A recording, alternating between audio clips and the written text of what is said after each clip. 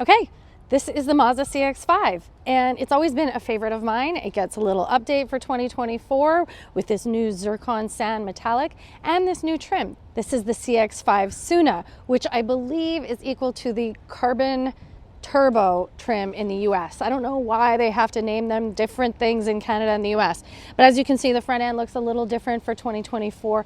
It looks a lot like the other Mazda SUVs that have just started changing or coming out, like the CX-90. It's beautiful. This Suna gets this zircon sand metallic as well as the black gloss surround. You see the black gloss grille, the black around the fenders here, the black wheels, the black mirror caps. So it's a really nice black and sand contrast. As I mentioned, I've always loved the Mazda CX-5. It's like the perfect compact SUV size, and it has a ton of premium amenities inside. Let's have a look. Okay, it is all-wheel drive for all trims of the CX-5 in Canada, and a power liftgate. And then we have a significant amount of space back here. I mean, for a compact SUV, the seats also all fold down individually, and we have tethers for 3 car seats and latch infant car seat systems for 2 in that back seat. We have a full-size spare in here, and as I mentioned, lots of space. We also have a 12-volt back here. Okay, pretty basic seat. It is just a compact SUV, but we have Napa leather and suede inserts on the seats, and it's a really unique brown color. We do have a center console with 2 cup holders, a nice little cubby with 2 USB chargers, and heated seats back here. The only thing I don't like about this is that if you have 3 passengers, you can't use those heated seats because, well, unless you make your passenger move forward, pull this down, turn on your heated seats, and then put this back.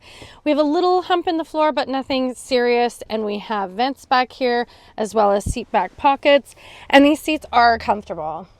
All right, we get a digital and analog combination driver display, a nice comfortable Mazda steering wheel. Nothing really has changed here. You can skip your music, increase your volume. You have your adaptive cruise settings here.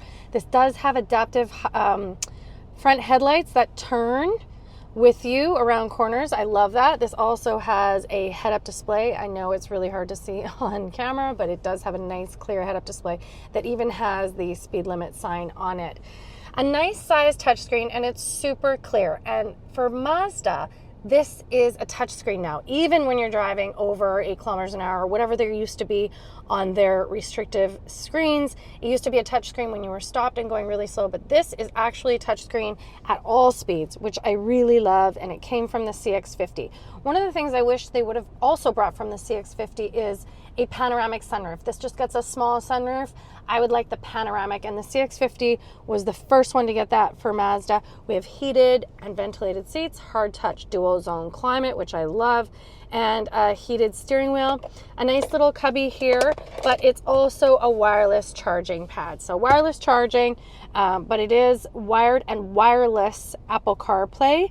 And then My Drive. These are drive modes for Mazda. If you go up, we go into sport mode, normal, and off-road modes here in the CX-5 Suna. All right, the CX-5 has 2 different engine options, and this Suna is the 2.5 liter inline turbo 4-cylinder, 256 horsepower and 320 pound-feet of torque. It can tow up to 2,000 pounds. It is all-wheel drive. I think I mentioned that already, and it's a 6-speed automatic. And I think I already mentioned how much I like these seats and how comfy they are.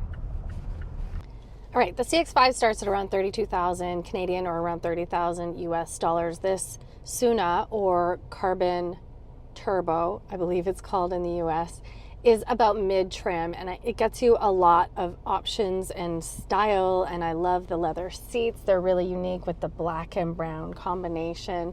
This one will set you back 46,295 Canadian dollars, or about $38,970 for that carbon turbo trim in the US. So if those are the same, that is the US price for that one.